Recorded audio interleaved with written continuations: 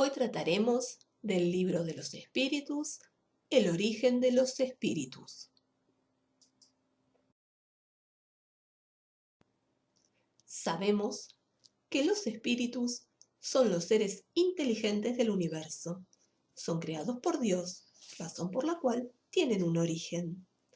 Señala Allan Kardec, el punto de partida del espíritu es una de esas cuestiones que se relacionan con el principio de las cosas y que forman parte del secreto de Dios.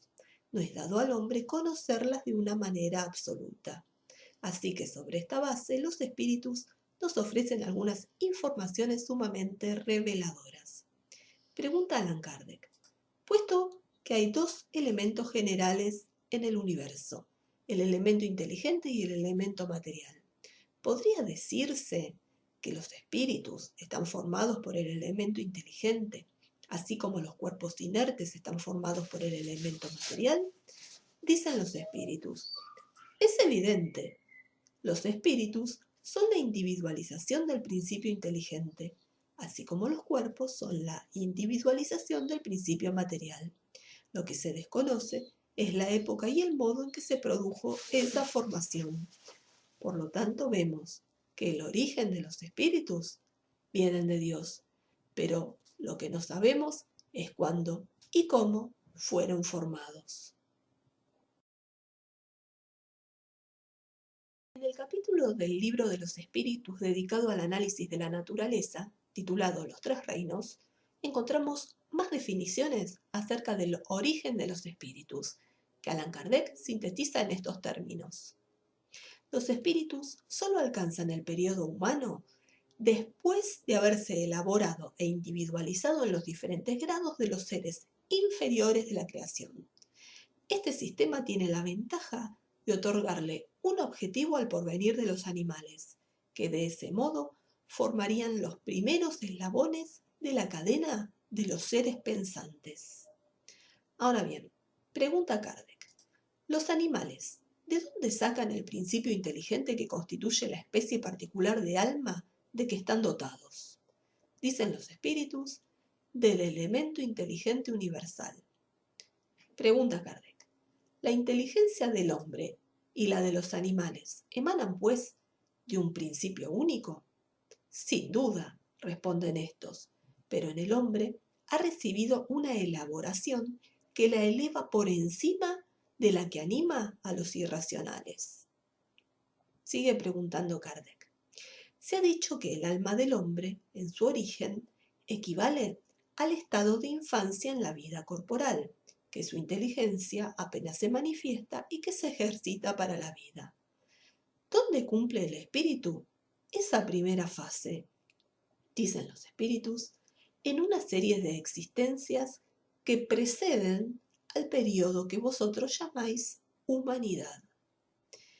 De ese modo, el alma parece haber sido el principio inteligente de los seres inferiores de la creación, a lo que los espíritus dicen. ¿Acaso no hemos dicho que en la naturaleza todo se eslabona y tiende a la unidad? En esos seres, a los que estáis lejos de conocer por completo, el principio inteligente se elabora, se individualiza poco a poco y se ejercita para la vida, como ya hemos dicho. En cierto modo, se trata de un trabajo preparatorio como el de la germinación, a consecuencia del cual el principio inteligente sufre una transformación y se convierte en espíritu. Entonces comienza para él el periodo de humanidad, y con este la conciencia de su porvenir, la distinción entre el bien y el mal, así como la responsabilidad de sus actos, del mismo modo que después del periodo infantil viene la adolescencia, luego la juventud y por último la edad madura. Por otra parte, en este origen no hay motivo alguno para que el hombre se sienta humillado. ¿Acaso los grandes genios se sienten humillados por haber sido embriones informes en el seno materno? Si hay algo que debe humillar al hombre, es su inferioridad ante Dios y su impotencia para sondear la profundidad de sus designios y la sabiduría de las leyes que rigen la armonía del universo. Dicen los espíritus, reconoced la grandeza de Dios en esa admirable armonía que hace que en la naturaleza todo sea solidario.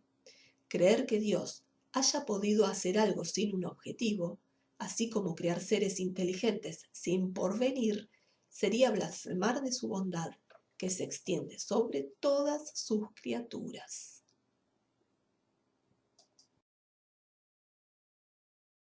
En resumen, los espíritus llegan a ser tales mediante un proceso lento en el cual el principio o elemento inteligente del universo se individualiza en contacto con el elemento material. Este proceso de elaboración se inicia en el reino mineral y continúa su tránsito de manera progresiva por los reinos vegetal y animal. Este es el período prehumano hasta llegar al reino hominal, en que el principio inteligente alcanza su individualización plena y se convierte en espíritu. Este es el período de humanidad. Así pues, los espíritus no son creados por Dios desde un principio como seres individuales con sus atributos humanos actuales, sino que para llegar a ser tales deben formarse en existencias, en encarnaciones que tienen lugar en los reinos inferiores de la naturaleza. Los espíritus lo explican poéticamente con estas palabras. Así, todo se eslabona en la naturaleza, desde el átomo primitivo hasta el arcángel, pues el mismo comenzó en un átomo. En videos anteriores, que los espíritus enseñan que en el aspecto material, la naturaleza se divide en dos clases, la de los seres orgánicos y la de los seres inorgánicos. Ahora vemos que desde el punto de vista moral existen 4 grados: mineral, vegetal, animal y hominal. Esos grados tienen caracteres precisos, aunque sus límites parezcan confundirse. Veremos. El reino mineral está constituido de materia inerte. Los minerales, dicen los espíritus, solo tienen en sí una fuerza mecánica. En este grado, el principio inteligente, el espíritu, se halla en un estado latente y da sus primeros pasos evolutivos. En cuanto al reino vegetal, las plantas están compuestas de materia inerte y se hallan dotadas de principio vital. Las plantas no tienen conciencia de su existencia porque no piensan, solo tienen vida orgánica. No tienen percepciones ni sienten dolor cuando se las mutila, porque solo reciben impresiones físicas. Poseen un instinto de conservación puramente mecánico. No tienen voluntad. Algunas plantas, como la sensitiva, que nosotros la conocemos también como la mimosa, y la dionea, o que la conocemos como atrapamoscas, que es una planta carnívora, parecen constituir una transición, una clase intermedia entre la naturaleza vegetal y la naturaleza física. Los movimientos de las plantas que reaccionan al tacto no implican en modo alguno la necesidad de una percepción y menos aún la necesidad de una voluntad. En cuanto al reino animal, los animales están compuestos de materia inerte y también están dotados de principio vital y tienen además una especie de inteligencia instintiva limitada con conciencia de su existencia y de su individualidad. También los animales actúan por instinto, pero poseen una inteligencia y una voluntad limitadas, que les confiere cierta libertad de acción. Es una inteligencia de la vida material destinada a satisfacer sus necesidades físicas y proveer a su conservación. También poseen un lenguaje instintivo, entendido como medio de comunicación. Algunos son susceptibles de cierta educación, pero su desarrollo intelectual es efímero y se debe solo a la acción del hombre, pues no progresan por sus propios medios. En cuanto al reino hominal, el hombre, que tiene cuanto hay en las plantas y en los animales, domina a las otras clases por medio de una inteligencia especial, que le da la conciencia de su porvenir, la percepción de las cosas extramateriales y el conocimiento de Dios. El hombre, en lo físico, es como con los animales, pero se encuentra a veces menos dotados que muchos de ellos. Se distingue de los animales por el conocimiento de Dios. Posee la inteligencia de la vida moral, la conciencia de su porvenir, la distinción entre el bien y el mal, y sabe de la responsabilidad de sus actos.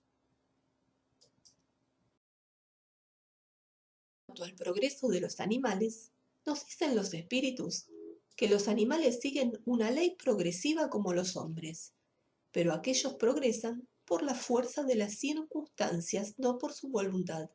Por eso, no hay expiación para ellos. En cuanto al alma de los animales, pregunta Allan Kardec, dado que los animales tienen una inteligencia que les confiere cierta libertad de acción, ¿hay en ellos un principio independiente de la materia?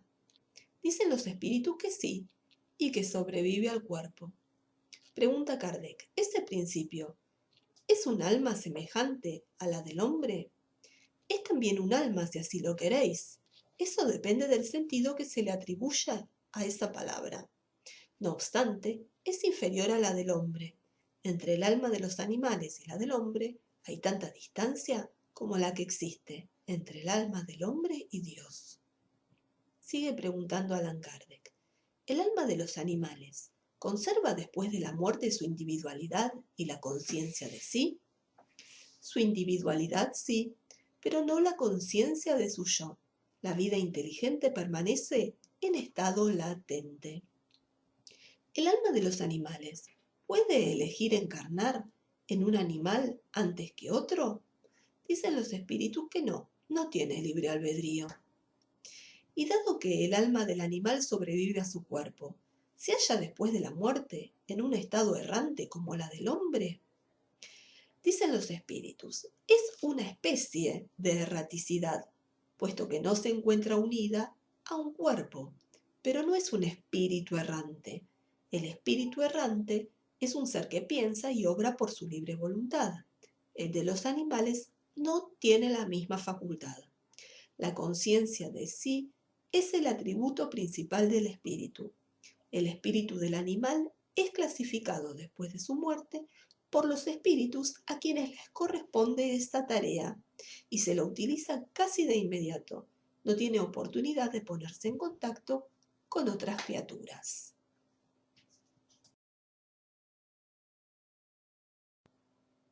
Para finalizar, vamos a leer dos textos, uno de León Denis y otro de Deland Gabriel.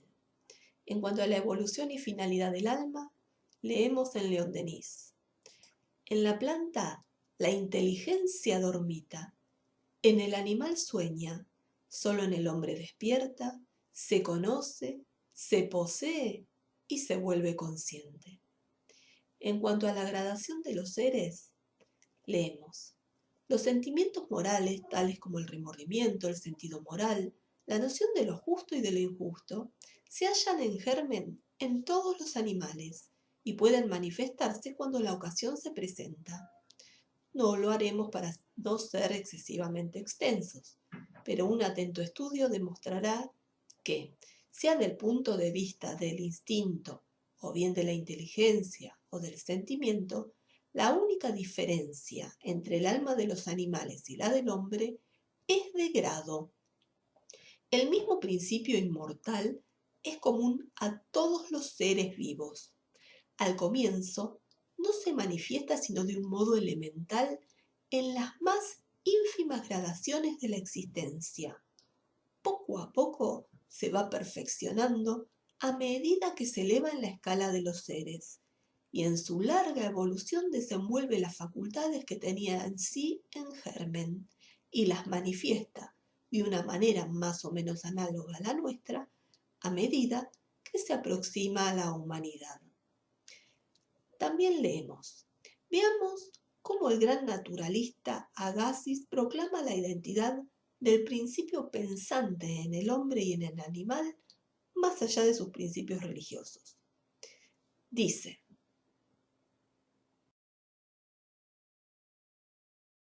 Cuando los animales se combaten entre sí, cuando se asocian para un fin común, cuando se advierten uno al otro del peligro, cuando mutuamente se socorren y cuando revelan su tristeza o su alegría, lo hacen con movimientos de la misma naturaleza que aquellos que se colocan en el número de los atributos morales del hombre.